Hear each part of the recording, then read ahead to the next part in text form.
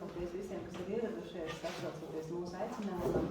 Tātad šodien Bērnu aizsardzības centrs organizēs šo tikšanos, lai mēs pastāstītu plašāk gan par to, kas ir noticis, ko mēs esam paveikuši 2025. gadā, gan arī pastāstītu par šī gada prioritātēm.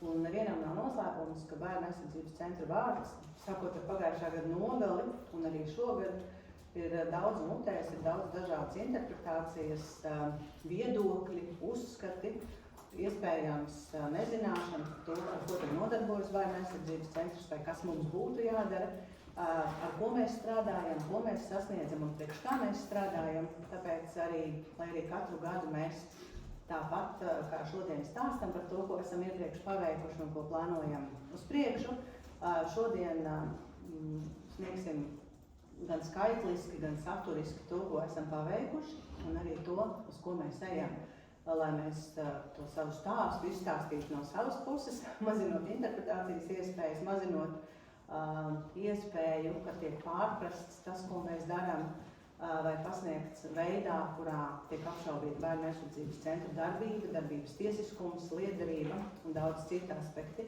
Tādēļ jā, mēs ļausim runāt skaitļiem un mūsu darbiem, un atgriežoties pie saknēm, gribu īsā ieskatā pateikt, kas tad ir Bērnu aizsardzības centra galvenie darbības virzieni.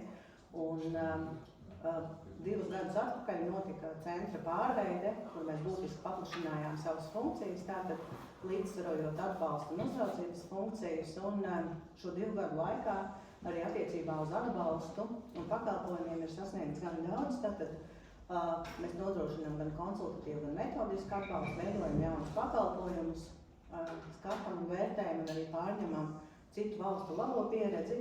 Protams, nodrošinām arī uzraudzību, jo mums likumdevējs ir noteicis, ka mēs nodrošinām bērnu tiesību uz aizsardzības lauka uzraudzību un arī nodrošinām bērntiesas uzraudzību un, protams, arī nodrošinām tādu starpdisciplināru, starpnozaru pakalpojumu kā bērnu māja, kurā tiek pratināti psihologu starpniecību krimināla procesos cietuši bērni. Viņi saņem arī rehabilitāciju un arī mēs nodrošinām apmācības speciālistiem. Tātad šis ir tāds lielais ietvers, ar ko tad nodarbojas Bērnu aizsardzības centrs, bet tālāk jau par atbalsta bloka paveikto, par sniegto atbalstu bērniem, speciālistiem un arī ģimenēm došu vārdu savai vietniecei Andai Saudonai.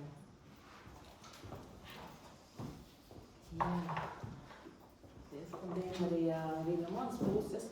Arī mēs savā pusē esam sapratuši, ka mēs stāstam un runājam, bet iespējams, ka ir brīži, kad mūsu izplatītā informācija neiedod to lielo sajūtu par to, kas ir mūsu ikdiena, kas ir tas, ar ko mēs elpojam. Līdz ar to mani nākamie pāris slaidi ir vairāk par to, kas ir tieši tas, ko kolēģi ikdienā dara, kas ir tas mūsu galvenais darbības virziens. Un gribu sākt ar bērnu māju, kas visticamāk ir visiem dzirdēta, kas ir šī iespēja bērnam zem viena jumta, ja viņš ir atzīts par cietušo, piemēram, krimināla procesā, saņemt vairākus pakalpojumus. Tā skaitā, teiksim, arī šo pratināšanu ar psihologu starpniecību. Ja mēs skatāmies tieši uz pagājušo gadu, tad bērnu mājā ir nopratināti 247 bērni, kas ir kopumā no visiem nopratinātiem nepilngadīgiem, tātad 52% no tā, kas ir arī citu valstī bijusi iespēja nopratināt. Ar bērnu mājas darbu mēs patiesi ļoti lepojamies, jo šī ir iespēja bērnam pēc iespējas saudzīgākā veidā tikt izjautātam par to, kas ar viņu ir noticis. Es domāju, nevienam nav noslēpums, ka šī pieredze ir varbūt ļoti grūta un bijusi iespējams pat tiešām traumatiska, līdz ar to iespēja nodrošināt to tādu cilvēcisko pieeju un šo tiešo veidu psihologu, kurš bērnam atbilstošā veidā, bērnu vecumposma īpašībām atbilstošā veidā uzdod šos jautājumus, kas varbūt daudz saudzīgāk arī tālāk domājot procesa kontekstā. Ja mēs runājam par bērnu pusauģu uzticības tālruni 116 111, nezinu, cik daudz no jums ir iepazinušies ar, jāsaka tādu realitātei stipri neatbilstošu informāciju par 2 līdz 3 zvaniem, 2 līdz 3 konsultācijām dienas laikā, kas, protams, neatbilst nekādā formātā šī brīža realitātei. Tātad mēs runājam par nepilnām 10 000 konsultācijām gadu laikā. Nerēķināju, teikšu atklāti, bet domāju, ka dienas kontekstā tas sanāk stipri vairāk kā 2 līdz 3 zvani. šeit gan ietver arī čatu konsultācijas. Un pie šī es gribu pieminēt būtisku aspektu. Savā laikā uzsakot čatu konsultācijas, jā, tas bija tāds ieskrējiena periods, kamēr bērni pusauģi atrada šo iespēju čatot. Vienlaikus šogad sākām nodrošināt arī tādu aktīvāku komunikāciju sociālajos tīklos bērniem pusauģiem tādā saprotamā un pieejamā veidā. Jo tas, ko mēs darījām iepriekš, mēs centāmies vairāk būt tādi klīniski psihologu rāmjos esoši, gari stāstīt par dažādām lietām, par pusauģu vecumu posmu, par to, kā iespējams bērni pusauģi jūtas, bet tas, kas mums tāpa skaidrs, un ļoti labi, ka ar laiku mums tas tomēr tāpa skaidrs, ir tas, ka bērniem pusauģiem vajag, lai viņiem runā citādākā formatā, kā mēs to darījām iepriekš. Šogad mēs tam pielikām patiešām liels pūles, atverot arī šo te iespēju čatot Instagramā, tātad sociālo mēdīju kontā, kur arī sākām daudz aktīvāk pievietot informāciju tieši bērniem un pusauģiem, un tad arī redzējām, ka tiešām lielu pieaugumu šajos skaitļos, bet arī par šīm te konsultācijām nedaudz drusku tālāk arī pastāstīšu. Ja mēs domājam par tieši atbalstu kontekstā un atbalstu blokā saņemtajiem iesniegumiem un ziņojumiem par iespējamiem bērnu tiesību pārkāpumiem, arī tos kolēģi saņem gan caur bērnu pusauģu uzticības tālruni, gan arī caur šo te anonīmo čata, anonīmo ziņu iesniegšanas platformu, gan arī par tiešo no privātu personām, juridiskām personām. Un pagājušā gada laikā kolēģi lielākoties uzticības tālruni apstrādājuši gan 500 dienas ziņojums vai šīs te informācijas pieprasījums vai iesniegums. Un tas, ko es gribu uzsvērt pirms tālāk nākamajiem punktiem par šīm te reizēm iespējams pārdomām un arī tādu interpretāciju par to, kas tad ir tas, ko dara centra darbinieki pret iespējams kādiem citiem. Visas šīs lietas, ko es uzskaitu arī šajā slaidā, ir vieni un tie paši cilvēki, kas paralēli dara ļoti daudz dažādas procesus. Līdz ar to viņu kompetences, iespējas organizēt savu laiku un viņu pienesums gan iestādē, gan sistēmai nenovērtējami būtisks, un tas ir šķiet kaut kas būtu jāuzsver un jāņem vērā. Atgriežoties tātad pie krīzes intervences komandas, viens arī no apspriestiem jautājumiem par to, ka centra darbinieki nevienmēr sniedz pašu šo atbalstu, kas arī jāsaka neatbilst realitātei. Krīzes intervences komanda ir īpaši speciālistu apmācība komanda, kas darbojas iestādē jau 11 gadus, jau gandrīz līdz ar uzticības tālruni gandrīz visu 20. Un šie speciālisti dodas uz vietām, kur ir notikuši kādi letāli gadījumi, smagas traģēdijas, kur ir miruši bērni vai bērnu vecāki, iespējams pedagogi, un sniedz šo te pirmreizējo psiholoģisko atbalstu krīzē cietušajiem.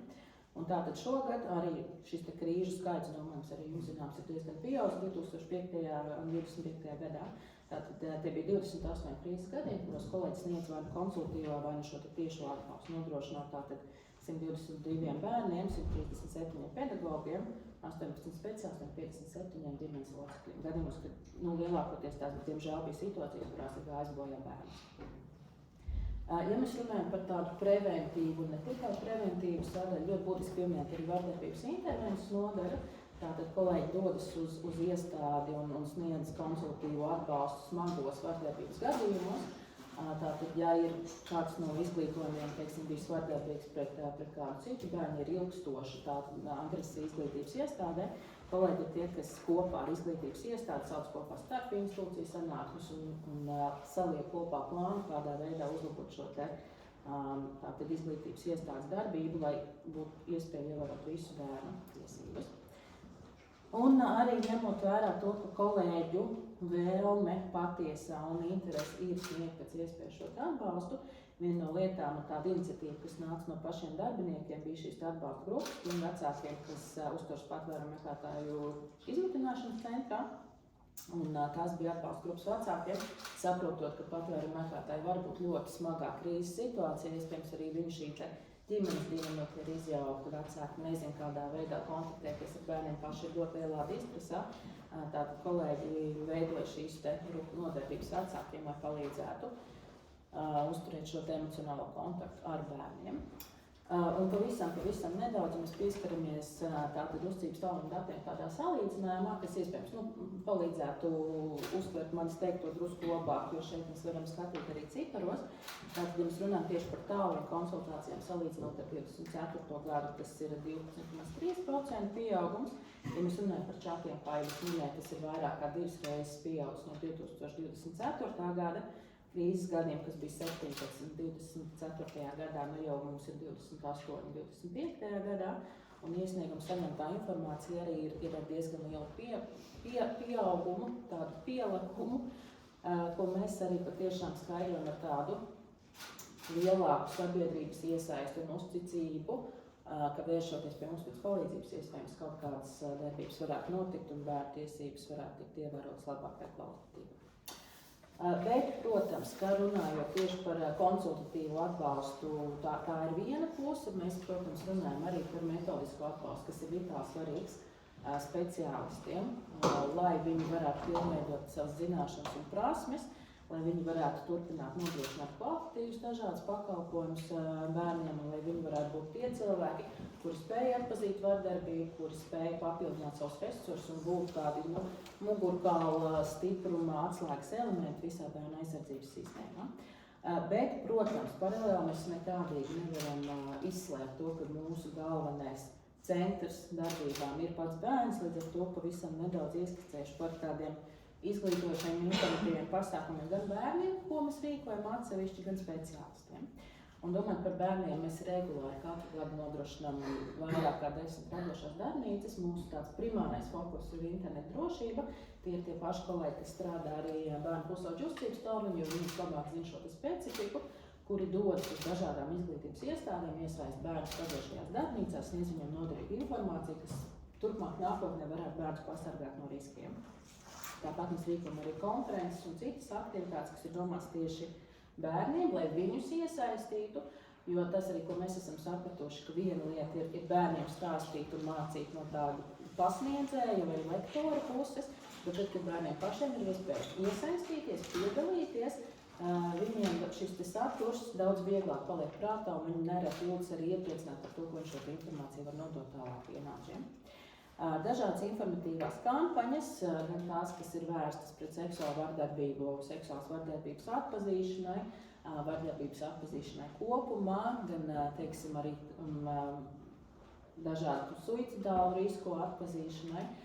Tās tiek vērstas gan uz bērniem, gan arī uz pieaugušiem un sabiedrību kopumā, jo mums ir būtiski informēt sabiedrību par lietām, kas ir nozīmīgas un kas palīdz vecākiem un jebkuram citam sabiedrības loceklim atpazīt potenciālus iespējamos riskus.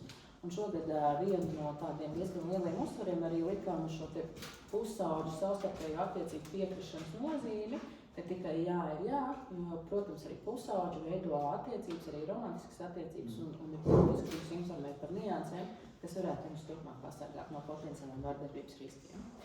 Tad, protams, mēs strādājam arī tieši ar pusauģiem ārpus ģimenes aprūpes iestādēs, jo arī šie pusauģi nekādā veidā neizkrīt no šī darbības loka, un patiesībā vēl vairāk reizēm te ir pusauģi, kuriem ir vajadzīga uzticības persona vai kāds ar ko aprunāties. Līdz ar to arī kolēģi vairākas reizes strādāja ar 30 pusauģiem, nodrošināt viņiem šo psihoemocionālu atbalstu. Un tas, ko es jau pieminēju iepriekš, tātad mērķtiecīgi jau veidots saturs, reklamēts sociālos tīklos, lai pēc iespējas vairāk atgādinātu par palīdzības saņemšanas iespējām. Un tā, droši vien ļoti dziļi neiedziļināšos visos pasākumus speciālistiem, bet mūsu pārliecība un ticība ir par to, ka sabiedrība veidojamas neizskaitā speciālisti, un jo izglītotāji būs sabiedrība, un jo vairāk speciālisti spējas atpazīt, jo vairāk viņi zinās, kā rīkoties un ko darīt, jo drošāk mēs visi kopā varēsim nodrošināt šo bērnu aizsardzību un stiprināt bērnu tiesību sistēmu. Jo viena no lietām, kas ir bijusi pie traģiskiem gadījumiem, reizēm mēs runājam par bērniem, kas ir izkrituši no tīkla. Un ir skaidrs, ka tas ir mūsu visu kopdarbs, pietiekami ilgstošs, kad mums šīs tādas caurumu daļas tīklos ir jāšo, un viena no lietām, kā mēs to varam darīt, ir ar zināšanu kompetenci stiprināšanu. Nākamā lieta, kas ir ļoti būtiska, tātad domājot atkal kontekstā par bērnu māju, par bērnu nopratināšanu, tātad arī šeit ir bijušas apmācības, kurās ir apmācīti 80 speciālisti, kas arī ir pietiekami būtiskas, jo cietušo bērnu pratināšana nebūtu nav vienkāršākais uzdevums. Šeit mēs runājam gan par iekšēju pretestību, gan par kaunu, gan par bailēm. Īpaši domājot par bērniem, kuru emocionālais stāvoklis, traumatisks pieredzes var būt pietiekami nopietns. Līdz ar to prasmēm ir jābūt augstā līmenī, to var panākt tikai ar specializētām apmācībām. Tāpat dažādas domnīcas radošās darbības ļoti plašām speciālu slokam, gan mānīties darbiniekiem, sociālo dienas darbiniekiem, valsts policijas darbiniekiem. Tas, ko mēs joprojām mēģinām un arī turpmāk centīsimies darīt, ir stiprināt visu sadarbības partneru, cik mēs spējam visu speciālu zināšanas un kompetences, lai kopīgi tātad varētu veidot šo te drošo ceļu bērniem pusauģiem. Un arī speciālitāte, protams, mēs rīkojam dažādas konferences, lielāka formāta pasākums, kur viņiem ir iespēja arī savā starpā apmainīties ar domām un iegūt informāciju, kas ir balstīta ne tikai varbūt mūsu redzējumā, bet arī dažādos pētījumos un citu valstu pieredzē. Un par šo, es būtībā nestāstīšu, droši vien padziļināt vairs neko daudz.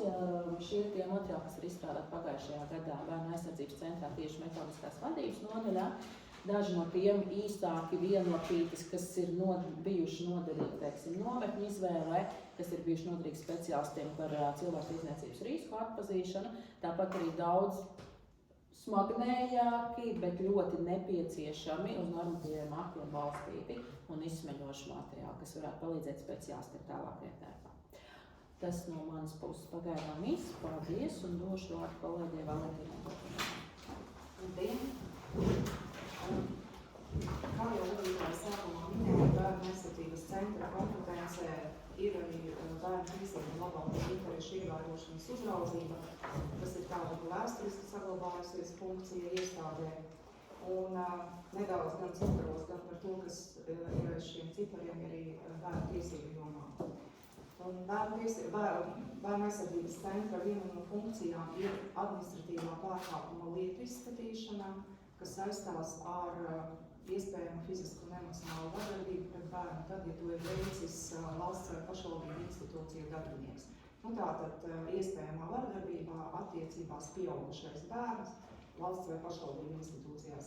Pagājušajā gadā tie ir bijuši 156 gadījumi, kad šīs lietas ir tikušas vērtētas, un 29 gadījumos ir piemērots arī administratīvais sods personām.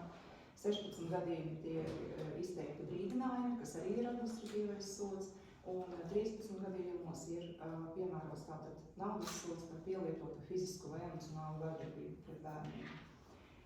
Kopumā Bērnu tiesību uzraudzības dienestā 2025. gadā ir izskatīti vairāk kā 1700 iesniegumi, fizisku, juridisku personu iesniegumi par to, kā sabiedrība saredz un kā sabiedrība ceļ trauksmi par iespējamiem kaut kādiem pārkāpumiem bērnu nopūtības jomā, bērnu tiesību jomā.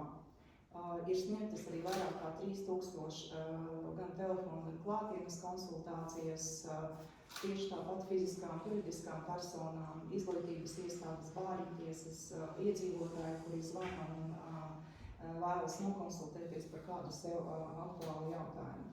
Īpaši uzmanības gribu pievērst rādītājiem, kas ir starpinstitūciju sadarbības sanāksmju norise. Pagājušajā gadā tādas ir bijušas 438. Kas tajā ietilpst? Tajā ietilpst gan tās starpinstitūcijas iestāžu sanāksmes, kuras rīkojam gan mēs, izskatot kādu konkrētu gadījumu, jo, protams, ka starpinstitūciju sanāksme informācijas apmaiņa noteikti notiek raitāk, ātrāk, operatīvāk. Operatīvāk notiek domu apmaiņa, līdz ar to jāpagalvo iesaistīties gadījuma risināšanā. Gan virs 300 šeit ir to starpinstitūciju sadarbības sanāksmes skaits, kurā mēs piedalāmies kā sadarbības partneris valsts probācijas dienestam, valsts policijai un ieslodzījumu vietu pārvaldē, tātad dažādu ieslodzījumu vietu organizētajās sanāksmēs. Jāpiebilst, ka partneri šādās starpinstitūciju sadarbības sanāksmēs mēs esam vairāk kā 5 gadus. kas iepriekš bija uz starpresoru vienošanās pamatā. Un mēs šajās sanāksmēs, kurās, protams, vienā lielā daļā ir runa par kriminālu sodu izciešanu kādai personai, tad ir noteikti gadījumi, kuros mūs aicina. Tad, ja probācijas klients ir nepilngadīga persona, tad, ja smagu noziegumu veikusī persona ir veikusi šo nodarījumu pret nepilngadīgo, kā arī citos gadījumos, kad krimināla soda izpildes laikā figurē bērna tiesību aspekts, mēs varam tikt pieaicināti, lai kopā ar kolēģiem strādātu arī šajā virzienā. Runājot par veiktajām pārbaudēm, tad iestādēs, kurās uzturās bērni vai uz iesniegumu pamata, tādas ir bijušas 121 pārbaudi, tātad izglītības iestādes, nometnes, dažādi citi pasākumi, kur nu vien ir mūsu kompetence un ir saņemta arī informācija. Runājot par bērntiesību darbu uzraudzību, ir veiktas 11 pārbaudes no visa, kas ir bijis plānots un iespējams mūsu resursu ietvarā. Un, ja mēs runājam par pārbaudēm bērnu namos, tad tādas plānotajā variantā ir bijušas 6 pārbaudes. Pagājušā gadā mēs vienu no savām prioritātēm izvirzījām arī tādu iepazīšanās vizīšu veikšanu ieslodzījuma vietās, tur, kur uzturās pieaugušas personas un izcieš sodu, ar mērķi iepazīties ar tām telpām, kur notiek īslaicīgās un ilglaicīgās satikšanās, proti, kad pie ieslodzītajām personām atnāk ģimenes, atnāk bērni. Nav noslēpums, ka, protams, tiek veidotas ģimenes ar atrodoties ieslodzījumā, proti, lai izvērtētu to, kādā apjomā un kādā kvalitātē ir iespējams nodrošināt tieši bērnu labāko interešu aizsardzību šajās satikšanās reizēs. Mēs esam bijuši Daugavpils, Jēkabpils un Rīgas cietumā, plānotais bija arī Liepājas cietums, bet tas mums ir atlikts uz šogadu, ņemot vērā, ka Liepājā gada nogalē atvērās jauns cietums, un tad mēs gribētu arī tādā salīdzinošajā versijā varbūt iepazīties arī ar šīm telpām un izdarīt savus teiksim, tā secinājumus. Nākamajā slaidā jūs redzat to bērnu tiesību uzraudzības dienesta apjomu, kāds ir pieaudzis salīdzinot ar 2024. gadu, tātad saņemto iesniegumu skaits ir pieaudzis par 49%, administratīvā pārkāpuma lietu skaits ir pieaudzis par 51%, un dalība starp institūciju sadarbības sanāksmēs ir pieaugusi par 16%. Protams, ka mēs runājam šobrīd par cipariem, bet aiz katra no šī cipariem stāv bērns ar savām vajadzībām, ar savu uzvedību, un ar nepieciešamību izglītot gan bērnus, par ko jau minēja kolēģi, gan arī izglītot pieaugušos, kuri strādā ar bērniem, kas tad patiesībā ir bērnu labāko interešu nodrošināšana, ka tas, ko mēs nereti dzirdam arī sabiedrībā par to, ka bērniem ir tiesības, mēs savukārt no savas puses uzsveram, ka bērniem ir ne tikai tiesības, bērniem ir pienākumi, bērniem ir atbildība, bet mūsu kā visu pieaugušo un speciālistu atbildība ir jāpilni to pastāstīt, stāstīt, izskaidrot un strādāt ar cilvēkiem, ar speciālistiem, kuri strādā ar bērniem ikdienā. Jā, droši vien, ka es paturpināšu, domājot vēl par tiem pasākumiem, ko mēs 25. gadā esam īstenojuši pavisam īsi. Mēs esam projektu ietvaros, Eiropas sociālā projektu ietvaros no šī pieejamā finansējuma veidojuši vairākus pakalpojumus, un viens no tiem ir izveidot tematiskās atbalsta grupas, lai mēs palīdzētu bērnu, kam ir uzvedības un attīstības grūtības vecākiem, tuviniekiem, arī pašiem bērniem, ir izveidot atbalsta grupas, kurās vecāki var sanākt, var dalīties ar savu sajūtu, iegūt profesionāļu konsultācijas. Mums ir pieejams arī tādas speciālistu telefonu konsultācijas reizi nedēļā, kas mums palīdz īstenot Klusāku resursu centrs, kur ir, tāpēc katru nedēļu ir savs speciālists, ir sava tematika, jo tēma ir ļoti daudz un grūtības un vajadzības bērniem ar uzvedību un attīstības grūtībām un viņu tuviniekiem arī.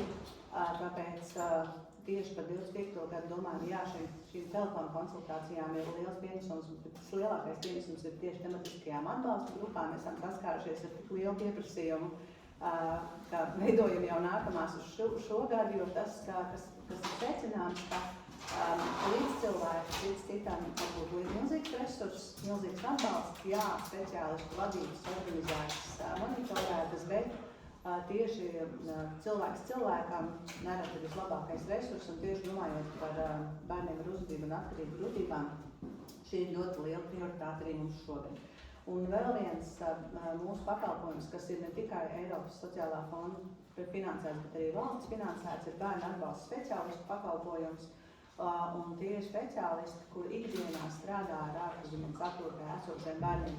Pagājušā gada nogalē mēs uzsākām strādāt ar ģimeņu bērniem. Pēc pieprasījuma tātad likumiskais pārstāvs, vai tā būtu iestāde, vai aizbildnis, vai audžu ģimene, vai arī vecāks. Bērniem ar uzvedību un atkarību grūtībām, ja ir saprotams, ka ir nepieciešams atbalsts un tāds līdzcilvēks, tad Bērnu aizsardzības centram var rakstīt iesniegumu, mēs saorganizējamies, saprotam, vai varam sniegt palīdzību, jo mums šie bērnu atbalsta speciālisti individuāli strādā ar bērnu. Faktiski tā funkcija ir gan draugs, gan līdzgaitnieks, gan cilvēks, kurš palīdz arī bērnam pusaudzim orientēties iestāžu labirintos nereti. Un tas, ko mēs esam saskatījuši, mēs nepārņemam ne sociālā dienesta funkcijas, ne likumisko aizbildņu funkcijas, bet tas, kas ir tas mūsu speciālistu secinājumi, ka nereti bērniem ar mūsu cilvēku ir daudz vieglāk sarunāties, uzticēties, veidot tuvas attiecības un organizēt arī ikdienas dzīvi. Mūsu speciālisti dara tik liekas prozaiskas lietas, kopā ar bērnu mācās, dodas arī uz izglītības iestādi, nereti ceļ arī ārpusģimenes aprūpes iestādēs esošos bērnus no gultas, motivējot iet atpakaļ uz skolu. Tā kā 25. gada laikā tie ir bijuši 115 bērni, ar kuriem mūsu 9 atbalsta speciālisti strādā. Tādi ir 9 visā Latvijas teritorijā, tātad par reģioniem Rīga, Gulbene, Liepāja, Jelgava. Tātad šo darbu mēs arī turpināsim šī gadā. Protams, ka tas, ko mēs šodien šeit minējām, nav viss mūsu darbības, savādāk mēs noteikti šeit sēdētu daudz ilgāku laiku. Mēs esam izvilkuši esenci, daudz plašāka informācija nākamajā mēnesī būs apkopota par visa gada padarīto aprakstošā veidā, kur arī, protams, šie skaitļi parādīsies, bet tā būs publiski pieejama nākamajā mēnesī. Bet tomēr īsti par mūsu nākamā gada prioritāriem virzieniem, un faktiski mēs viņus dalām blokos, tie pakalpojumi, kas būs pieejami bērniem un pusauģiem, un mēs jau pagājušajā gadā iesākām un šogad turpinām sociālā mentora pakalpojumu, tad tie ir pašvaldībās strādājoši sociālai mentori, priekš viņiem tika izstrādāta apmācība programma, viņi tika apmācīti. Tātad pašvaldība izsaka vajadzību, ka viņiem šāds mentors ir vajadzīgs. Mēs kā Bērnu aizsardzības centrs nodrošinām apmācības un arī finansējam šī mentora pakalpojumu. Tātad pašvaldība ir pieprasītājs, pašvaldība saredz vajadzību, saredz bērnu, kuram šis mentors vajadzīgs. Mēs nodrošinām finansiālo, metodisko un arī tādu izglītojošo pusi. Tad mūsu nākamā prioritāte ir bērnu līdzdalības jautājumi, kā mēs, kā Bērnu aizsardzības centrs, arvien vairāk iesaistam bērnus tajās darbībās un rīcībās un lēmumos, ko nodrošina Bērnu aizsardzības centrs. Jā, mēs arī veidojot jaunas pakalpojumus aicinām bērnus, organizējam radošās darbības, lai saprastu, vai tas, ko mēs radām, ir arī bērniem vajadzīgs, lai viņi saprastu. Viņi nerad mums ir ļoti liela ideja ģeneratori un dod savu pienesumu gan to, kā viņi saredz, kas viņiem ir nepieciešams, tā arī pie bērnu atbalsta speciālistiem. Bērni bija tie arī, kur teica, ko viņiem vajag, un mēs, protams, izvērtējot speciālistu savus iespējas un bērnu vajadzības, arī šo pakalpojumu izveidojām. Bet, šogad mēs turpināsim šo bērnu līdziesaistes ceļu arvien intensīvāk, jo tam ir jāieguļas arī mūsu kā centra asinsriktē elpošanā, un tad mēs varam arī būt kompetenti un spējīgi arī lūgt, aicināt arī citas iestādes, kas strādā ar bērniem, šo bērnu līdziesaistes principu arvien intensīvāk ieviest dzīvē. Protams, arī minētais saturs gan bērniem, gan jauniešiem viegli uztveramā valodā. Tas, ko es gribu pieminēt vēl klāt, arī saturs pieaugušajiem vieglā un saprotamā valodā, jo nerad mēs iespējams komunicējam sarežģītās vārdu konstrukcijās, tāpēc arī šo saturu gan priekš bērniem, jauniešiem veidosim viegli, maksimāli saprotam, uzskatām, arī ar vizuālu uzskatām, lai nav ļoti liels informācijas lauks, bet tas ir īsāk, kodolīgāk uzskatāmāk. Un, protams, kā arī mēs strādāsim ar bērniem, kuriem ir iespējami vardarbības riski vai prevences instrumenti mums ir, kuros mēs dodamies izglītības iestādēs, pedagogi, izglītības iestādes, paši bērni, domājot par to, kā tad mazināt vardarbības riskus. Tad arī mēs nodrošināsim sistēmisku bērnības darbības uzraudzību un arī sociālās aprūpes iestāžu bērniem tādu pārbaužu salāgošanu, jo arī mūsu uzraudzības pusē mēs salāgojam abus uzraudzības instrumentus, tātad bērnu tiesības un bērntiesas, jo tajās vietās, kur bērnu uzturas aprūpes iestādēs, satiekas abi šie ceļi, un arī mēs veicam abu uzraudzību. Tad jau Valentīnas minētais, tātad vizītes un starp institūciju sanāksmes kā forma, kuru mēs attīstam gan paši, gan dodam mūsu sadarbības partneriem. Un zināšanu stiprināšana, domnīcas un arī sadarbības grupas un visādi progrāmas radošās darbības. Šis ir tikai tāds, mēs esam šeit ielikuši skaitu, tie ir aptuveni, bet mēs plānojam savu darbu, nereti vajadzība ir, un mēs palielinam, kāpinam savu tempu, bet viens no vislielākajiem izaicinājumiem mūsu šim gadam ir bērnu mājas paplašināšana, tātad bērnu mājas Liepājas filiāles izveide.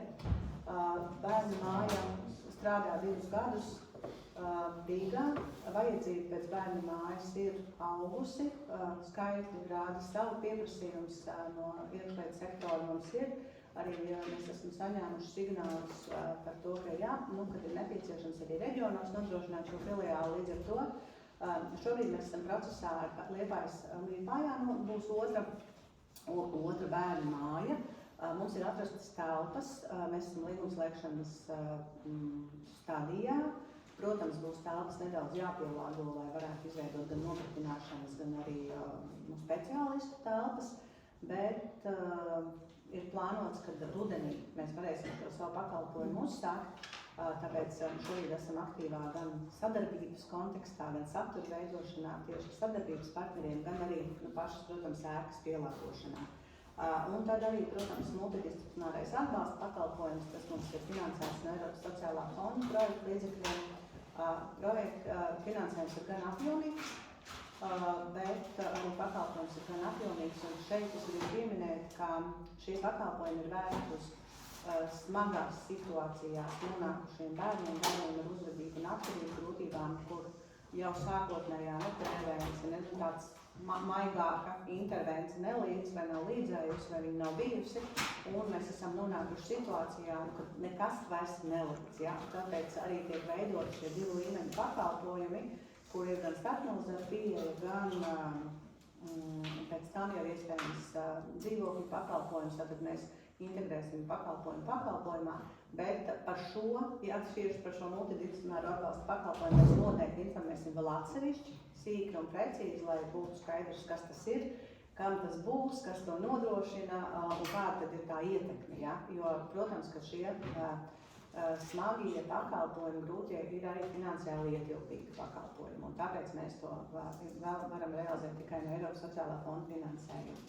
Tā kā, protams, vēl noslēgumā gribu piebilst, ka turpinās darbs pie atbalsta sistēmas izveides zaudējumu gadījumos. Mēs runājām par krīzes intervences komandu, kas ir mūsu speciālisti. Saprotam, ka vajadzība pēc krīzes intervences aug. Mēs esam izvērtējuši arī projektu ietveros sadarbībā ar valsts kancelēju, jo valsts kancelē šī projekta turētājs iespēja apskatīt, kas Latvijā, kāda ir atbalsta sistēma. Esam secinājuši, ka zaudējumu gadījumā atbalsta sistēmas kā tādas nepastāv. Viņa ir sadrumstalota, nevienmēr pieejama, iespējams no pašvaldības iespējām, nevalstiskais sektors sniedz arī kopienas sniedz, iespējams reliģiskās organizācijas sniedz, bet lai nodrošinātu tādu vienotu pieeju un gadījumos, kad ir šīs zaudējums vai nāve, vai arī tas ir smagas slimības gadījumā, lai būtu šāda iespēja saņemt krīzes intervences, saņemt ilgstošākus pakalpojumus, arī šis ir tas mūsu šī gada lielais darbs, jo ir pierādījies, ka saulaicīgi nesaņemts atbalsts krīzes situācijās var mazināt cilvēku resursu kā tādu, gan mācīties, gan turpināt strādāt, gan arī var ievest ilgstošā depresijā. Tā kā es teiktu īsumā, lai es saprotu, ka bija gari, bet šis faktiski ir īsumā no mūsu puses par to, ko mēs esam paveikuši, gan skaitļos, gan darbos, gan arī to, ko mēs plānojam. Bet šobrīd noteikti ir brīdis jautājumiem, ja ir šādi uz vietas, ja ne, tad mēs esam gatavi sniegt jums atbildes arī individuāli uz jūsu uzdotajiem jautājumiem par to, ko mēs esam runājuši šodien un kādi ir plāni. Mihails Nikultins no Latvijas radio. Es gribēju jautāt par bāriem tiesām. Pagājušā gada nogalē tiesības sargs izteica viedokli, ka ir jāreformā sistēmu, jo tā ir novecojusi viņas prāt un arī daudz sūdzību no iedzīvotāju. Kā jūs vērtējat reformas iespējas un arī sadarbību pagājušajā gadā ar bāriem tiesām? Gribētu teikt tā, ka, protams, izskanējušais ir sacēlis zināmu sajūtu vērtu gan pašās bāriņtiesās, gan arī noteikti sabiedrībai kopumā. Tas, ka Bāriņtiesu institūts ir ilgstošs Latvijā, viņš ir vēsturiski veidojies, Bāriņtiesas ir apaudzētas ar ļoti daudz dažādām funkcijām, kur bērni, nav stāsts par bērnu aizsardzību, ir daudz citas lietas, kas viņiem ir jādara, līdz ar to nereti tā centrālā asa iespējams novirzās. Jāatzīst, ka mēs kā bērnu aizsardzības centrs esam atvērti noteikti arī tam, ka ja pārmaiņas ir nepieciešamas, viņas ir jāveic. Tas, ko es ceru, mēs visi kopā, gan ar Tiesību sargu biroju, gan ar nozaru iesaistītajām ministrijām darīsim, ka mēs meklēsim labāko iespējamo risinājumu, ja šādai pārveidei ir jābūt. Tīri, ja mēs domājam par nosaukumu, iespējams par struktūru, iespējams arī par funkcijām. Jo, protams, kad, ja mēs runājam par bērnu jautājumiem, tad būtu jābūt iestādē, kurai nav vēl daudz citu funkciju, kuras viņas dara tāpēc, ka nav neviens cits, kas to dara. Ja? Un līdz ar to tas fokus mainās. Sadarbība ar bāriņtiesām mums ir bijusi, es teiktu, apjomīga gan pārbaužu kontekstā, gan konsultāciju kontekstā, gan tajā, ka mēs regulāri tiekamies ar Bāriņtiesu asociāciju, regulāri tiekamies arī attālinātā variantā un pēc nepieciešamības ar pašām bāriņtiesām. Protams, arī Bērnu aizsardzības centrs saņem sūdzības par bāriņtiesām, ne tikai Tiesības sargu birojas, arī mēs saņemam, skatām konkrēto gadījumu no iesnieguma konteksta. Tieši tāpēc arī mums ir projekta iespējas izglītot speciālistus, radīt materiālus, bet ja valsts mums visiem kopā nākot un meklējot labāko risinājumu izvēlēsies mainīt šo pieejas modeli, mēs, protams, darīsim visu, kas no mums ir atkarīgs, lai mēs arī šajā sniegtu to savu labāko ieguldījumu. Man tie ir viens ciparu precizējuši jautājums. Pirmajā slaidā, vienā no pirmajiem bija, kas saņemti 492 iesniegumi par iespējamiem bērnu tiesību pārkāpumiem, un tad tālāk vienā slaidā bija, ka ir 1700. Jā, ir divi, mums ir vairāki ceļi, kā pie mums ienāk iesniegumi, un tie 1700 ir iesniegumi no fiziskām, juridiskām personām par bērnu tiesību aizsardzības jautājumiem, par bāriņtiesu darbības jautājumiem, bet tie 472 ir tie, kurus mēs saņemam, kurus mēs fiksējam no saņemtajiem zvaniem uz uzticības tālruni, no čata un arī no anonīmās ziņošanas sistēmas. Faktiski mums zvani var konsultēties, bet nereti, un tā situācija ir tāda, ka speciālisti konsultējot bērnu vai pusaudzi vai arī pieaugušo piefiksē, ka ir iespējams bērnu tiesību pārkāpums, un tad mēs to fiksējam, noformējam, un tad, ja tas ir mēs varam to risināt, vai sniegt atbalstot. Mēs informējam sociālo dienestu, Bāriņtiesu vai policiju. Tad 492 ir svarīgāks cipars nekā tie. Nē, es neteiktu, kāds ir svarīgāks. Tur mēs runājam tiešām par iespējamiem bērnu tiesību pārkāpumiem, bet 1700 iekļaus viss. Jā, es drīkst papildināšu, varbūt, kā jau pasaka, iestādes struktūra sastāv no dažādām struktūra vienībām. Tas cipars, ko minēju es, virs 1700. Tie iesniegumi, kas ir saņemti struktūra vienībā, kas saucas Bērnu tiesību uzraudzības dienests. Kā es minēju, izglītības iestādes, iepirkšanās centri, bāriņtiesas, viss, kur vien mēs varam, varbūt pat nevaram iedomāties. Tas, ko minēja kolēģi 400, tas ir uzticības tālums. Ja mēs saliktu šos ciparus kopā, tad rēķinam 1700 pāri ar 400 pāri, ja mēs runājam par iestādi kopumā. Jā, bet protams, kad...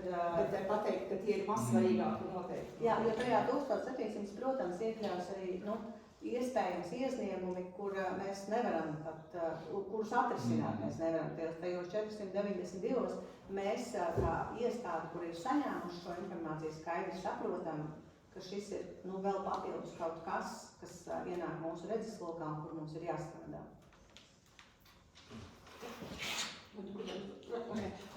Vai Kristīna Leks, es gribēju jautāt par pēcpārbaudu, par ieteikumu ieviešanu Leisstrasdos. Kas šobrīd notiek ar to?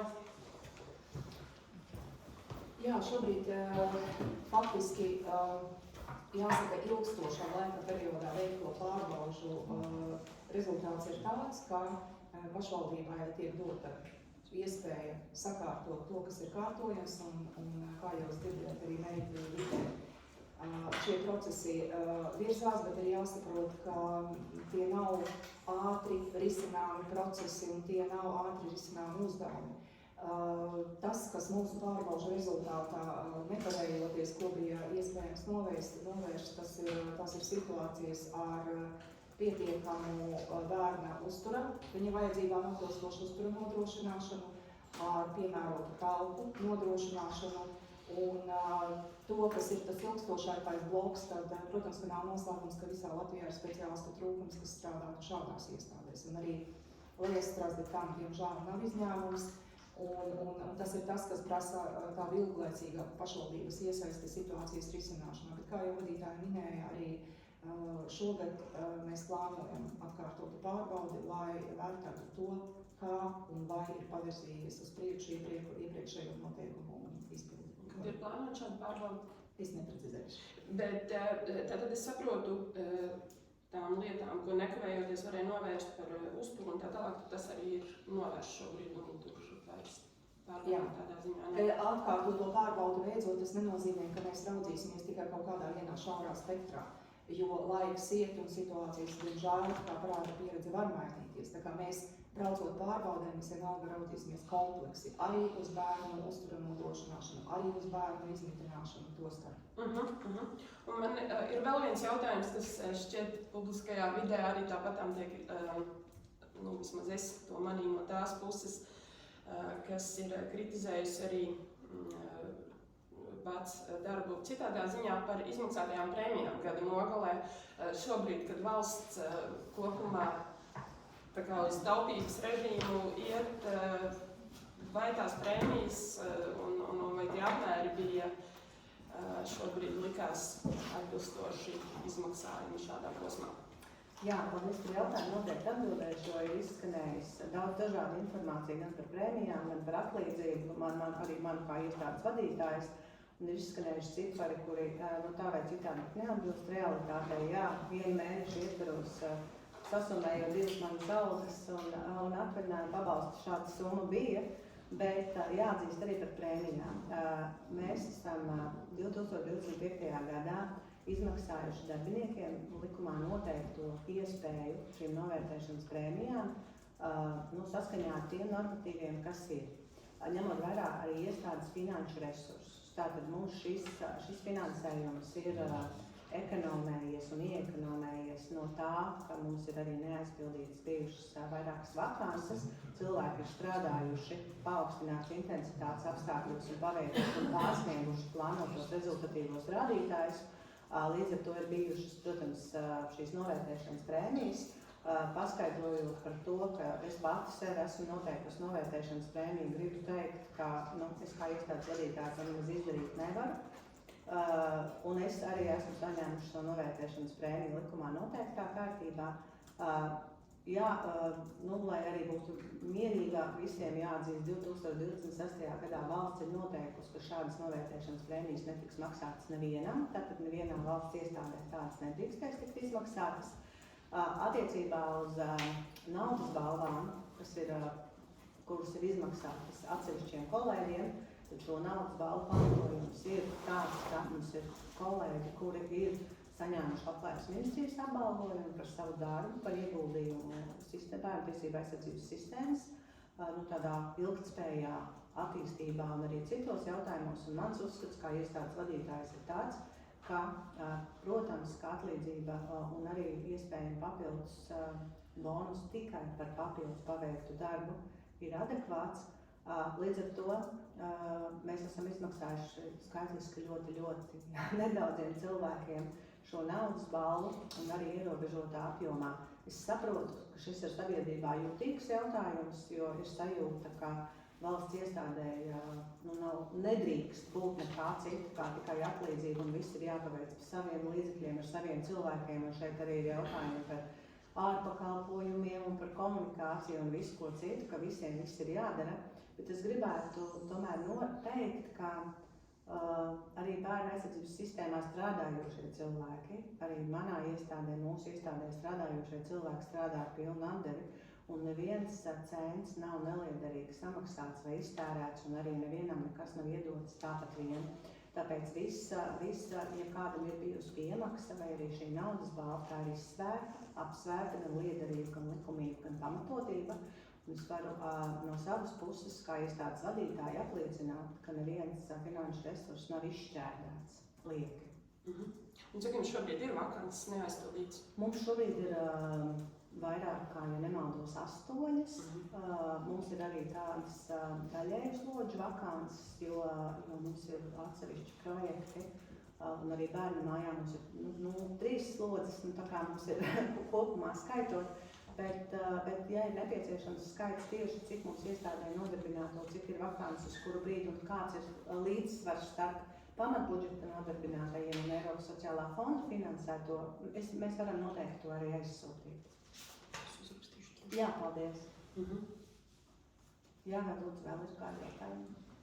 Tie ir tā interesanti, tas varbūt nav tik svarīgs, bet tur, kur minējāt pie tām funkcijām par digitālo drošību, vai tas savā veidā nepārklājas nedaudz, un manuprāt, arī diezgan zināmāku iestādi kā Droši internets LV, varbūt jūs kaut kā ar viņiem sadarbojaties un vai tiešām Es varbūt mikrofoniem pateikšu, lai mums nav jāpārtīda, jā. Mēs esam tieši Droši internets LV sadarbības partneri, jo mēs caur viņiem īstenojam Eiropas padomes projektu drošam internetam. Mēs esam viņu sadarbības partneri tajā, ka mūsu uzticības tālrunī šī projekta ietvaros strādā 2 speciālisti, kuri ir arī kompetenti konsultēt par internetu drošību, un mēs tāpēc arī šīs aktivitātes veicam. Droši internetu centrs ir šī projekta, tā kā Latvijas turētājs, un mēs esam sadarbības partneri. Līdz ar to mēs faktiski nedublējam, mēs arī visas aktivitātes tāpēc plānojam sadarbībā ar, lai mēs abi nedarītu tieši vienu un to pašu. Jā.